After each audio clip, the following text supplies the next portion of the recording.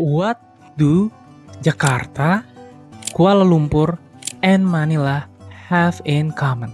Well, there are not just capital city.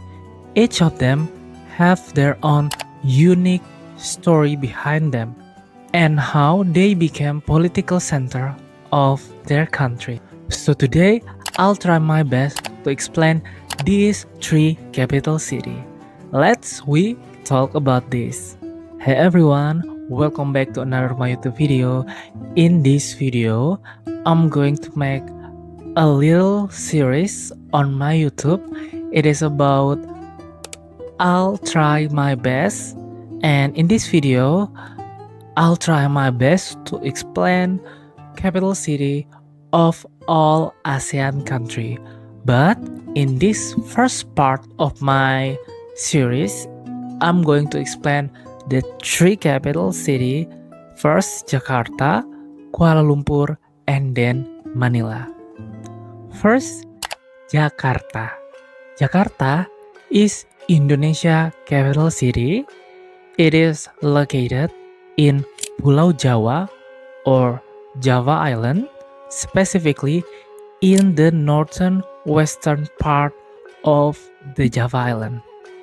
And beside that, Jakarta also have this metropolitan area called Jabodetabek or Jakarta, Bogor, Depok, Tangerang, and Bekasi. Okay, next, just a brief history of Jakarta. First, it was small port city called Sunda Kelapa that's owned by the Sunda Empire. And then in 1619, the Dutch in this company come to this city and take over the city and rebuild this city into a new colonial city and then call it by a new name that is Batavia. And Batavia become the center for Dutch East India Company for almost 300 years. And then in 1942, while Japan occupancy in Indonesia, they changed Batavia name into Jakarta. Until 1945, when Indonesia become independence, Jakarta still become our capital city. Next, I'm going to talk about population. So, population in the Jakarta city itself is about 11 million people, and the density of its city is almost 1,400 people for each kilometer square. And when we also included the Jabodetabek area, it almost jumped the number into 42 million people. It is the world's most populated city in our world. And also in Jakarta, we have very mixed various ethnicity and religion in the city. But also it have this economic gap that is so surreal. For example, modern office center and luxury apartment is built next to urban slum. And talking about the strength of the city, Jakarta is center of politics and economic, where government office, big company, and major business that's owned by Indonesia, everything is almost based on Jakarta. And also the public transportation is much better compared to other city in Indonesia. For example, Jakarta have Jakarta MRT and Transjakarta. Beside it, Jakarta have this traffic congestion as a daily problem, and also very high air pollution level.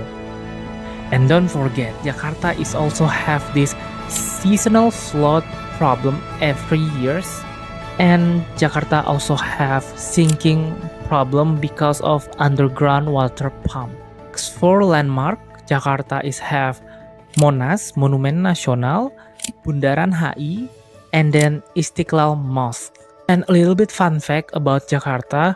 First, after we talking Jakarta is sinking, Jakarta is the fastest sinking city in the world with rate of 10 centimeter per year. So they'll predict in 2050 it will have a huge impact in the city. And next is a little bit not about Jakarta, it's about Indonesia capital. We built a new capital city in another island in Borneo, and this brand new capital city will be called Nusantara. If you want me to discuss about this new Indonesia capital city in my future video, let me know down in the comment section below. Next is Kuala Lumpur. Kuala Lumpur is Malaysia capital city, and Kuala Lumpur is located on the western part of Malaysia, or in the Malay Peninsula. More precisely, is located on the western side of the peninsula. If you guys want to know why Malaysia have these two main regions, the western part and the eastern part in Borneo, you guys can watch my older video, this video. And next, about Kuala Lumpur itself. Kuala Lumpur have its own meaning. It is muddy confluence, because Kuala Lumpur is sit at the confluence of the Klang and Gombak River. That is where Kuala Lumpur came from, you guys. A brief history of Kuala Lumpur. First, Kuala Lumpur was founded in 1857 by tin miner. And most of these tin miner at this time was a Chinese migrant. And in 19th century, while in British colony, this city is grow rapidly because the tin mining industry. Also, Kuala Lumpur become very important for the British Empire because this city is also become the center or administrative center for the British Empire in the Southeast Asia archipelago. After Malaysia independent in 1957, Kuala Lumpur become Malaysia capital city until today. Now about Kuala Lumpur population. First, I'm going to talk about the Kuala Lumpur city population. The population itself is 2 million people, but when we talk about Greater Kuala Lumpur metropolitan area, the number is jumped from 2 million to 8 million. Kuala Lumpur population is known to be very highly multicultural. For example, with major communities such as orang Melayu, Chinese Malaysia, and Indian Malaysia.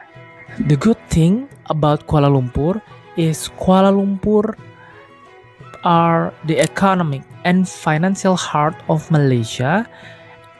And when we talk about the Kuala Lumpur itself, is relatively have modern infrastructure compared to other city.